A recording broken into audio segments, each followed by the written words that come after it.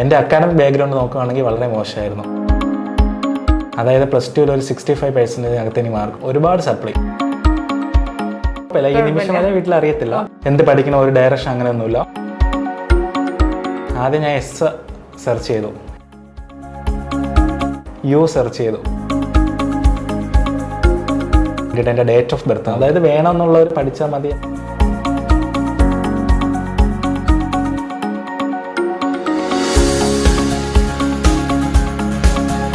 മിസ്റ്റേക്സുകളിൽ നിന്ന് പഠിക്കാന്നുണ്ടല്ലോ. ഒരു പ്രോപ്പർ ആയിട്ടുള്ള റിവിഷൻ ഉണ്ടായിരുന്നില്ല, വ്യക്തമായിട്ടുള്ള ഒരു ടൈം ടേബിൾ ഉണ്ടാക്കി ഗ്രൂപ്പിൽ പിടിച്ചിരുത്തുന്നു. കേരള അഡ്മിനിസ്ട്രേഷന് കൂടുതലും പ്രവീൺ ചേട്ടൻ്റെ അടുത്ത് എനിക്കിത് വളരെ കടപ്പാടുണ്ട്. ഹലോ എവ്രിവൺ, എല്ലാവർക്കും നമസ്കാരം. Welcome to PK Corner YouTube channel. ഇന്ന് നമ്മളോടൊപ്പം സക്സസ് സ്റ്റോറി ഷെയർ ചെയ്യാനുള്ളത് സെക്രട്ടേറിയറ്റ് അസിസ്റ്റന്റ് എക്സാമിൽ 55ാം റാങ്ക് കരസ്ഥമാക്കിയ തിരുവനന്തപുരം സ്വദേശിയായ സുധീഷാണ്. ഏറ്റവും സ്നേഹത്തോടുകൂടെ നമുക്ക് സ്വാഗതം ചെയ്യാം. വെൽക്കം സുധീഷ്. അപ്പോൾ സുധീഷിനെ പറ്റി നമുക്ക് കൂടുതൽ അറിയാം അല്ലേ? പറയൂ, വീട്ടിൽ ആരൊക്കെയുണ്ട്, എന്തൊക്കെയാണ് പഠിച്ചത്? എൻ്റെ വീട്ടിൽ അമ്മ, അച്ഛൻ, പിന്നെ എനിക്ക് 2 എൽഡർ ബ്രദേഴ്സ് ഉണ്ട്. അച്ഛൻ ഐസ് പ്ലാനിലാണ് വർക്ക് ചെയ്യുന്നത്, അമ്മ ഹൗസ് വൈഫാണ്. എൻ്റെ മൂത്ത ചേട്ടൻ പഞ്ചാബ് നാഷണൽ ബാങ്കിൽ ചീഫ് റിലേഷൻഷിപ്പ് മാനേജറായിട്ട് വർക്ക് ചെയ്യുക, മാരീഡാണ്. വൈഫ് PhD ചെയ്യുക. രണ്ടാമത്തെ ചേട്ടൻ ലീഗൽ മെട്രോളജി ഡിപ്പാർട്ട്മെൻറ്റിൽ ഇൻസ്പെക്ടിംഗ് അസിസ്റ്റൻ്റായിട്ട് വർക്ക് ചെയ്യുക. ഞാൻ പഠിച്ചത് ഗവൺമെൻറ് ആർട്സ് കോളേജിൽ BA എക്കണോമിക്സ് ആണ്.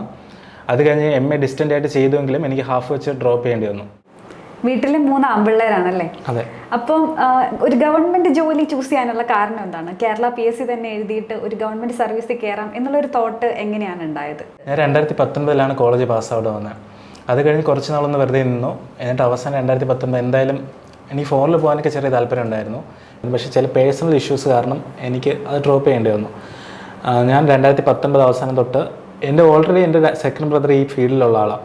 ഓൾറെഡി 2 ഫോഴ്സ് എക്സാം കഴിഞ്ഞ് റാങ്ക് ലിസ്റ്റിലൊക്കെ ഉള്ള ആളാണ്. അപ്പോൾ ഞാൻ എന്തായാലും ആ പാത തന്നെ പിന്തുടരുമെന്ന് വിചാരിച്ചു. അപ്പോൾ അവൻ്റെ അടുത്തും കൂടി LD ക്ലർക്ക് പഠിക്കുന്നുണ്ടോ എന്ന് ചോദിച്ചു. അപ്പോൾ അവനും കുഴപ്പമില്ല താല്പര്യം ഉണ്ടായിരുന്നു. അങ്ങനെ 2 മാസം നമ്മൾ കുഴപ്പമില്ലാതെ പഠിച്ചു. അപ്പോഴത്തേക്ക് ചേട്ടന് പോലീസിൻ്റെ അപ്പോയിൻമെൻറ്റ് വന്നു. അപ്പോയിൻമെൻറ്റ് വന്നപ്പോൾ ചേട്ടന് കയറണോ വേണ്ടേ എന്നുള്ളൊരു ചെറിയൊരു കൺഫ്യൂഷൻ. അവസാനം വേണ്ട, അത് റിജക്റ്റ് ചെയ്ത് വേണ്ടെന്ന് വെച്ചു. വീട്ടിൽ കുറച്ച് പ്രശ്നമുണ്ടായി, പോലീസിന് കയറാത്തതുകൊണ്ട് കുറച്ച് പ്രശ്നമുണ്ടായി. യൂണിഫോം പോർഷനോട് അത് മോശമായിട്ടല്ല, യൂണിഫോം പോർഷനോടുള്ളൊരു താല്പര്യക്കുറവുണ്ടാണ് കയറാത്ത. അങ്ങനെ വീട്ടിൽ പ്രശ്നം, നമ്മൾ കുഴപ്പമില്ല, പിന്നെയും പഠിച്ച് മുന്നോട്ട് പോയി.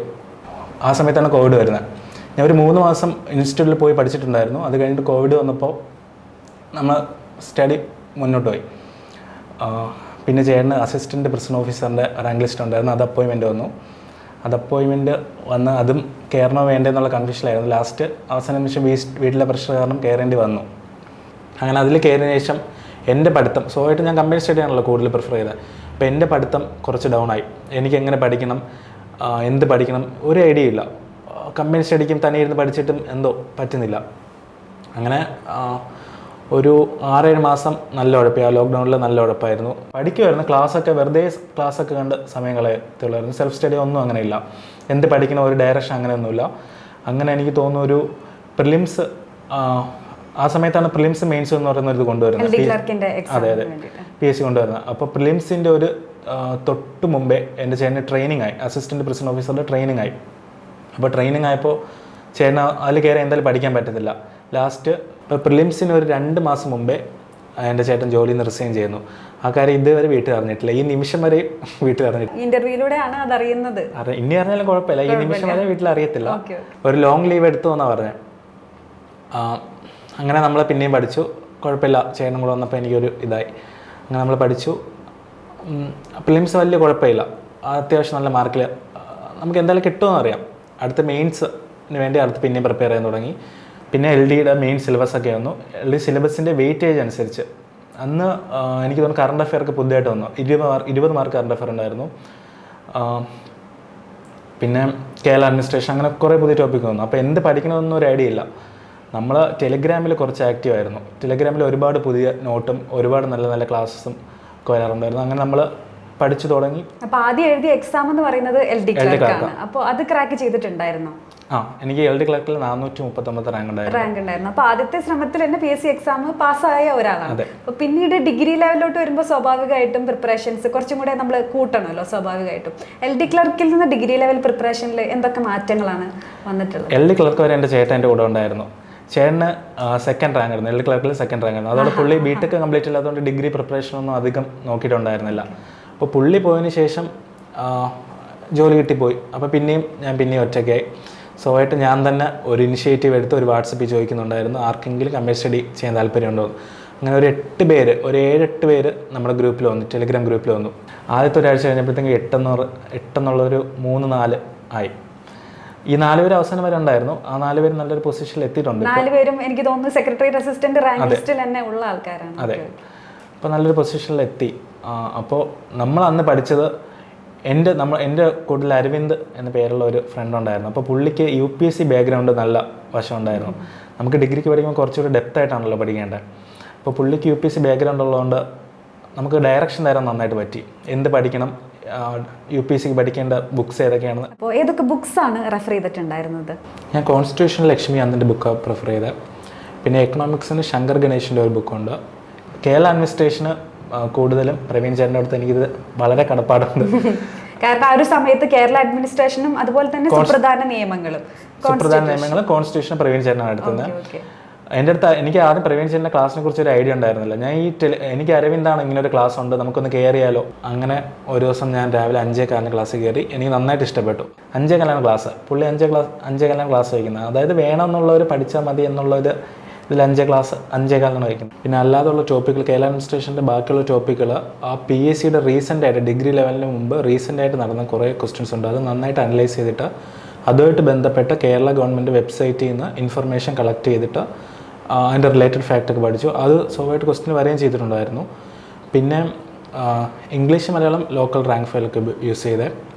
മാത്സും അതേ തന്നെ ലോക്കൽ റാങ്ക് ഫയൽ യൂസ് ചെയ്തത്. പക്ഷേ ഇപ്പോൾ മാത്സൊക്കെ കുറച്ചുകൂടി അഡ്വാൻസ്ഡ് ആയിട്ട് SSC ലെവൽ ഇതിൻ്റെ ഒരു ബേസ് ആയിട്ടെങ്കിലും നോക്കിയാൽ നല്ലതായിരിക്കും.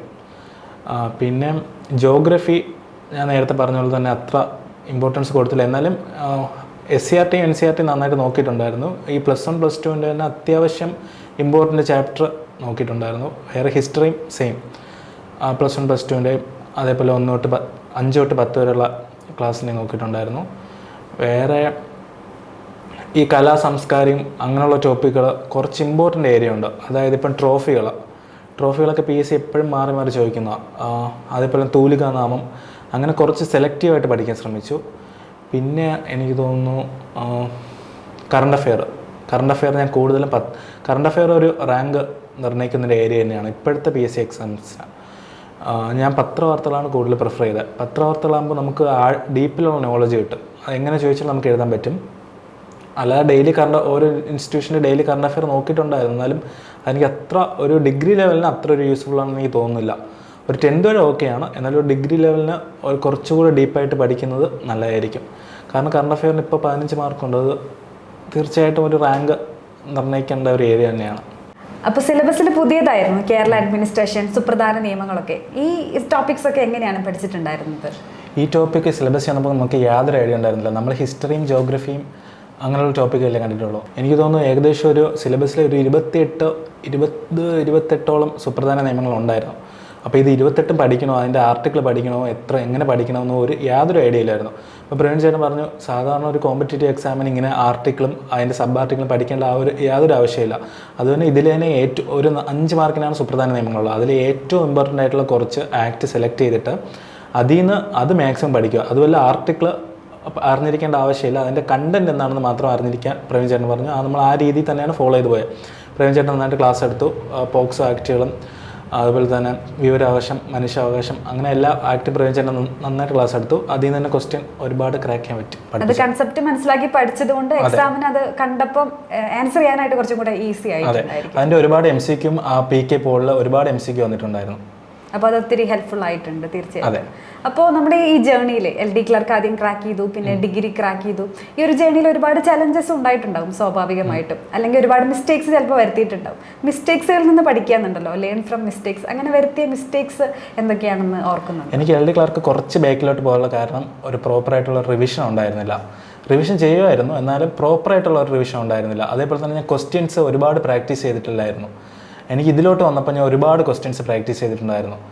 ഫോർ എക്സാമ്പിൾ, ഇപ്പോൾ GST കൗൺസിൽ എന്ന് പറയുന്ന ടോപ്പിക്, GST കൗൺസിൽ പഠിച്ച് റിവിഷൻ ചെയ്തതിന് ശേഷം അതിൻ്റെ മാക്സിമം MCQ പ്രാക്ടീസ് ചെയ്യാൻ നോക്കി. ഇപ്പോൾ നെറ്റിൽ നിന്നായാലും MCQ GST council MCQ search ചെയ്താൽ ഒരുപാട് PQ കിട്ടി. UPSCയുടെയും SSCയുടെ ആയാലും ഒരുപാട് ക്വസ്റ്റ്യൻസ് കിട്ടും. സ്വാഭാവികമായിട്ടും ചിലപ്പോൾ ആ ക്വസ്റ്റ്യൻസ് തന്നെ PSCക്ക് ഓപ്ഷൻ പോലും മാറാതെ വന്നിട്ടുമുണ്ട്. അങ്ങനെ ഒരുപാട് MCQ ഒക്കെ പ്രാക്ടീസ് ചെയ്യുന്നത് ഒത്തിരി ഹെൽപ്പ് ചെയ്തിട്ട് ഒരുപാട് ഹെൽപ്ഫുൾ ആണ്. അപ്പോൾ പഠിത്തത്തോടൊപ്പം തന്നെ റിവിഷനുള്ള ഇമ്പോർട്ടൻസ് ആണ് ഇപ്പോൾ പറയുന്നത് അല്ലേ? അതെ, അപ്പോൾ ക്വസ്റ്റ്യൻസ് ഒരുപാട് പ്രാക്ടീസ് ചെയ്യാൻ ശ്രമിക്കുക. പിന്നെ ഒരാഴ്ചയിൽ ഒരിക്കലെങ്കിലും ഒരു മോഡൽ ക്വസ്റ്റ്യൻ ചെയ്യാൻ ശ്രമിക്കുക. അത് PSCയുടെ തന്നെ ആയാലും ഒത്തിരി നല്ലതാണ്.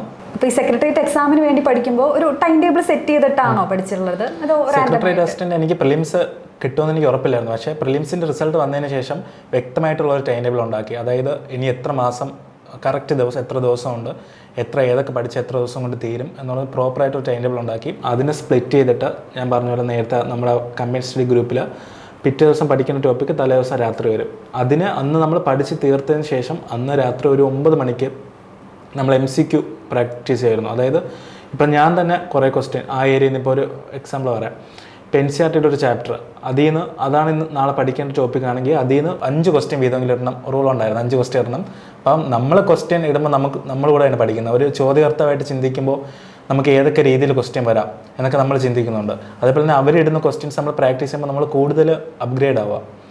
അപ്പോൾ ഈ കമ്പൈൻ സ്റ്റഡിയും ഒരുപാട് ഹെൽപ്പ് ചെയ്തിട്ടുണ്ട് ഈ ഒരു റാങ്കിലോട്ട് എത്തിപ്പെടാൻ വേണ്ടിയിട്ട്.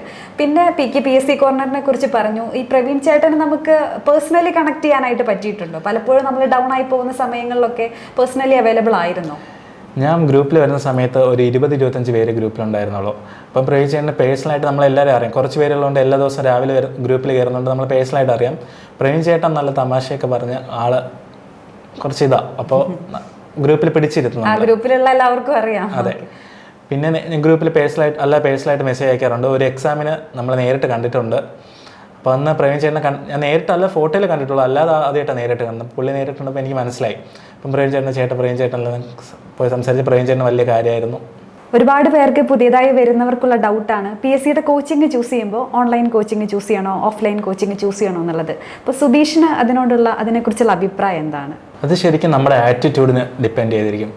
ഇപ്പോൾ ഓൺലൈൻ പഠിക്കുന്നവർക്ക് ഓൺലൈൻ പഠിക്കാം, ഓഫ്ലൈൻ പഠിക്കുന്നവർക്ക് ഓഫ്ലൈൻ പഠിക്കാം, അല്ലാതെ സെൽഫായിട്ട് പഠിക്കുന്നവർക്ക് സെൽഫ് സ്റ്റഡി നടത്താം. എന്തായാലും ആവശ്യം നമ്മുടെ ആണല്ലോ. നമ്മൾ പഠിച്ചാൽ നമുക്ക് നേടാം. അതാണ് പോയിന്റ്.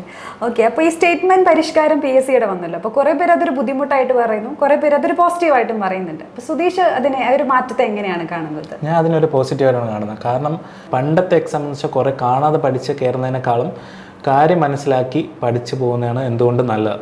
അത് നമ്മുടെ അഡ്മിനിസ്ട്രേഷനും ഗുണം ചെയ്യും. മാത്രമല്ല ഈ ഒരു ഇതെന്ന് വെച്ചാൽ നമ്മൾ അത്രയും ഹാർഡ് വർക്ക് ചെയ്യുന്നവർക്ക് മാത്രമേ കിട്ടത്തുള്ളൂ. ഒരു ഡീപ്പായിട്ടൊരു നോളജ് ഉണ്ടെങ്കിൽ മാത്രമേ കിട്ടത്തുള്ളൂ. നേരത്തെ പോലെ ഒരു മുകളിൽ നിന്നുള്ള ഒരു ഐഡിയ അത് മാറ്റി കിട്ടിയത് വളരെ നല്ലൊരു തീരുമാനം തന്നെയാണ്. അപ്പോൾ എക്സാമിൻ്റെ ഫൈനൽ ലാപ്പ് ഒരു പ്രിപ്പറേഷൻസ് ഉണ്ടാവും. അതെങ്ങനെയായിരുന്നു? എക്സാമിൻ്റെ അന്ന് ടെൻഷൻ ഉണ്ടായിരുന്നു? എക്സാമിൻ്റെ അന്ന് സ്വാഭാവികമായിട്ടും ടെൻഷൻ ഉണ്ടാവുമല്ലോ. നമ്മൾ കാരണം ഇത്രയും നാളായിട്ട് പഠിക്കുക. അപ്പം അന്ന് എങ്ങനെ പെർഫോം ചെയ്യാൻ പറ്റും എന്നൊന്നും യാതൊരു ഐഡിയ ഇല്ല. അപ്പോൾ സ്വാഭാവികമായിട്ട് ടെൻഷൻ ഉണ്ടാവും.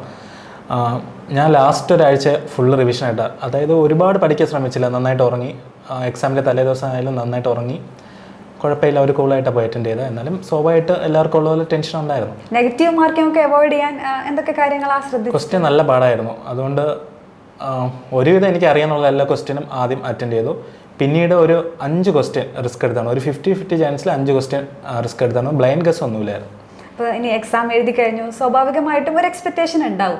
ഇത്രയും നല്ലൊരു റാങ്ക്, 55ാമത്തെ ഒരു റാങ്ക് കിട്ടുമെന്ന് എക്സ്പെക്ട് ചെയ്തിട്ടുണ്ടായിരുന്നു? 55ാമത്തെ റാങ്ക് ഒരിക്കലും എക്സ്പെക്ട് ചെയ്തില്ല. 55 എന്നല്ല, ഞാൻ ലിസ്റ്റിൽ പോലും എക്സാം എഴുതി കഴിഞ്ഞ് ലിസ്റ്റിൽ പോലും വരുമെന്ന് എഴുതില്ല. കാരണം എക്സാം കഴിഞ്ഞ് എല്ലാവരും പറഞ്ഞ കട്ട് ഓഫ് എങ്ങനെ പോയാലും 70 വരും, 75 വരും. അപ്പോൾ എന്തായാലും ഒരിക്കലും റാങ്ക് ലിസ്റ്റിൽ പോലും പ്രതീക്ഷിച്ചില്ല. അവസാനം ഏകദേശം എല്ലാവർക്കും ക്വസ്റ്റ്യൻ പാടാണ്. അപ്പം എനിക്ക് മനസ്സിലായി എന്തായാലും ലിസ്റ്റിൽ എവിടെയെങ്കിലുമൊക്കെ വരും. റാങ്ക് ലിസ്റ്റ് വരുന്ന അന്ന് ഇങ്ങനെ തലേദിവസം PSC നോട്ടിഫൈ ചെയ്തിട്ടുണ്ടായിരുന്നു, പിറ്റേ ദിവസം വരും. അപ്പോൾ ഇങ്ങനെ റാങ്ക് ലിസ്റ്റിന് വേണ്ടി വെയിറ്റ് ചെയ്തിരിക്കുമായിരുന്നു. അപ്പോൾ വീട്ടിലാരുമില്ല, ഞാൻ മാത്രമേ ഉള്ളൂ. റാങ്ക് ലിസ്റ്റ് വന്നു. ഈ റാങ്ക് ലിസ്റ്റിൽ പേര് നോക്കുന്നതിൻ്റെ അത്രയും ടെൻഷൻ വേറെ ശരിക്കും. എക്സാം എഴുതുന്ന അത്ര അതിനേക്കാൾ ടെൻഷൻ. അതെ. ആദ്യം ഞാൻ S സെർച്ച് ചെയ്തു, S-ലൊന്നും വന്നില്ല. U സെർച്ച് ചെയ്തു, SU സെർച്ച് ചെയ്തു. അപ്പോൾ ഒരു സുധീഷ് ഇങ്ങനെ വന്നു. അപ്പം അത് ഞാനാണോ എന്ന് ഒരിക്കൽ കൂടെ നോക്കാൻ വേണ്ടിയിട്ട് എൻ്റെ ഡേറ്റ് ഓഫ് ബർത്ത് നോക്കി. ഡേറ്റ് ഓഫ് ബർത്ത് കറക്റ്റാണ്, ഇനിഷ്യലും കറക്റ്റാണ്. എന്നാലും പിന്നെ എനിക്ക് ഡൗട്ട്, ഞാൻ 55ാമത്തെ റാങ്ക് ഞാൻ തന്നെയാണെന്ന് നോക്കാൻ വേണ്ടി രജിസ്റ്റർ നമ്പർ ഒന്നുകൂടി ചെക്ക് ചെയ്തു. അപ്പോൾ ഇനി സത്യം പറഞ്ഞാൽ എനിക്ക് വിശ്വസിക്കാൻ പറ്റിയില്ല. 55 റാങ്ക് ഞാൻ ഒരിക്കലും എക്സ്പെക്ട് ചെയ്തില്ല. അവസാനമൊക്കെ ഞാൻ ഒരു 300-400 എക്സ്പെക്ട് ചെയ്തു, എന്നാലും ഒരു 55 റാങ്ക് ഒരിക്കലും എക്സ്പെക്ട് ചെയ്തില്ല. അപ്പോൾ ഒത്തിരി സന്തോഷമായി, ഒരുപാട് സന്തോഷമായി. ഉറങ്ങി കഴിഞ്ഞതിന് ശേഷം എനിക്ക് അത് വിശ്വസിക്കാൻ പോലും ബുദ്ധിമുട്ടുണ്ടായിരുന്നു. വീട്ടുകാർക്കും എല്ലാവർക്കും ഒത്തിരി സന്തോഷമായി. PKPSC കോർണറിന് ഒത്തിരി സന്തോഷം, നമ്മുടെ തന്നെ ഗ്രൂപ്പിന്റെ ഭാഗമായിട്ടുള്ള ഒരാൾ ഇത്രയും നല്ലൊരു പൊസിഷനിൽ എത്താൻ പറ്റിയത്. അപ്പോൾ ഇനി ഫ്യൂച്ചർ ആസ്പിറേഷൻ എന്തെങ്കിലും ഉണ്ടോ? ഫ്യൂച്ചറിൽ ഞാൻ ഇനി PSC ഇനി നോക്കുന്നില്ല. എനിക്ക് SSC പ്രിപ്പയർ ചെയ്താൽ കൊള്ളാമെന്നുണ്ട്. അതിൻ്റെ പ്ലാനൊന്നും ഇതുവരെ തുടങ്ങിയില്ല, ഉടനെ സ്റ്റാർട്ട് ചെയ്യും എന്തായാലും. ഒരു സർക്കാർ ജോലി എന്ന സ്വപ്നവുമായിട്ട് ഒരുപാട് പേർ കടന്നു വരുന്നുണ്ട്. അപ്പോൾ അങ്ങനെ കടന്നു വരുന്ന പുതിയ ഉദ്യോഗാർത്ഥികളോട് എന്താണ് പറയാനുള്ളത്? എനിക്ക് പറയാനുള്ളത്, നിങ്ങൾ മാക്സിമം കറക്റ്റ് ഡയറക്ഷനിൽ പഠിക്കാൻ ശ്രമിക്കുക. അതായത് ഏറ്റവും കൂടുതൽ നമുക്ക് മാർക്ക് സ്കോർ ചെയ്യാൻ പറ്റുന്ന ഏരിയ സെലക്ട് ചെയ്ത് കൂടുതൽ പഠിക്കാൻ ശ്രമിക്കുക. പിന്നെ എനിക്ക് പറയാനുള്ളത്, മാക്സിമം ക്വസ്റ്റ്യൻസ് പ്രാക്ടീസ് ചെയ്യാൻ ശ്രമിക്കുക. അതായത് ഓരോ ടോപ്പിക്ക് പഠിച്ചതിന് ശേഷം അതിൻ്റെ മാക്സിമം അതുമായിട്ട് ബന്ധപ്പെട്ട ഒരുപാട് ക്വസ്റ്റ്യൻസ് നെറ്റിൽ അവൈലബിൾ ആണ്, അത് പഠിക്കാൻ ശ്രമിക്കുക. പിന്നെ എനിക്ക് പറയാനുള്ളത്, ഒരു പ്രോപ്പറായിട്ടുള്ള റിവിഷൻ വേണം. പിന്നെ കൺസിസ്റ്റൻസിയുടെ കാര്യം മെയിനാണ്. നിങ്ങൾ ഇതുമായിട്ട് ബന്ധപ്പെട്ട് വ്യതിചലിച്ച് പോകാതിരിക്കാൻ ശ്രമിക്കുക. മാക്സിമം ഒരു എക്സാം ക്രാക്ക് ചെയ്യുന്നതുവരെയും ഈ ഒരു ഫീൽഡിൽ തന്നെ നിൽക്കാൻ ശ്രമിക്കുക. അപ്പോൾ നിങ്ങൾക്കും തീർച്ചയായിട്ടും സുധീഷിൻ്റെ പോലൊരു വിജയം കിട്ടും എന്നാണ് പറയുന്നത്. ഈ കാര്യങ്ങളൊക്കെ തീർച്ചയായും എനിക്ക് പറ്റുമെങ്കിൽ തീർച്ചയായിട്ടും എല്ലാവർക്കും പറ്റും. എൻ്റെ അക്കാഡമിക് ബാക്ക്ഗ്രൗണ്ട് നോക്കുകയാണെങ്കിൽ വളരെ മോശമായിരുന്നു. അതായത് +2 ഒരു 65% അകത്ത് എനിക്ക് മാർക്കുള്ളൂ. കോളേജിലായാലും ഒരുപാട് സപ്ലി, ഫസ്റ്റ് സെം 5 തോന്നുന്നു, സെക്കൻഡ് 4, തേർഡ് 5, അങ്ങനെ ഒരുപാട് മോശം ഇതിൽ കൂടെയാണ് ഞാൻ വന്നിട്ടുള്ളത്. ഒരുപാട് സപ്ലികളൊക്കെ ഉണ്ടായിരുന്നു, പക്ഷേ നേടിയത് എല്ലാവരും ആഗ്രഹിക്കുന്ന ഒരു സ്വപ്ന ജോലി തന്നെയാണ്. തീർച്ചയായിട്ടും ഒത്തിരി സന്തോഷം. ഇവിടെ വന്നതിനും ഇത്രയും സമയം നമ്മളോടൊപ്പം ചെലവഴിച്ചതിനും ഒത്തിരി നന്ദി. Thank you so much. ഇന്ന് നമ്മളോടൊപ്പം ഉണ്ടായിരുന്നത് സെക്രട്ടേറിയറ്റ് അസിസ്റ്റന്റ് എക്സാമിൽ 55 റാങ്ക് കരസ്ഥമാക്കിയ സുധീഷാണ്. സുധീഷിൻ്റെ വിജയകഥ നമ്മളിന്ന് കേട്ടു. കൃത്യമായിട്ട് ഒരു ടൈം ടേബിൾ സെറ്റ് ചെയ്ത് അതിനനുസരിച്ച് പഠിച്ച് പ്രോപ്പർ ഒരു മെൻറ്റർഷിപ്പും കിട്ടിയതോടുകൂടി നല്ലൊരു റാങ്കിലെത്താൻ അദ്ദേഹത്തിന് കഴിഞ്ഞു. അപ്പോൾ ഇതുപോലുള്ളൊരു വിജയമാണ് നിങ്ങൾ ആഗ്രഹിക്കുന്നതെങ്കിൽ നിങ്ങൾക്കും PKPSC കോർണറിൻ്റെ ഭാഗമാകാം. നമ്മുടെ ടെലഗ്രാം ചാനലിൻ്റെ ലിങ്ക് ഡിസ്ക്രിപ്ഷൻ ബോക്സിൽ നൽകിയിട്ടുണ്ട്. കൂടുതൽ വീഡിയോസിന് വേണ്ടിയിട്ട് നമ്മുടെ യൂട്യൂബ് ചാനൽ കൂടെ സബ്സ്ക്രൈബ് ചെയ്യുക. മറ്റൊരു അധ്യായത്തിൽ കാണാം. Thank you so much for watching. Have A good day. PKPSC Corner. Craft your future.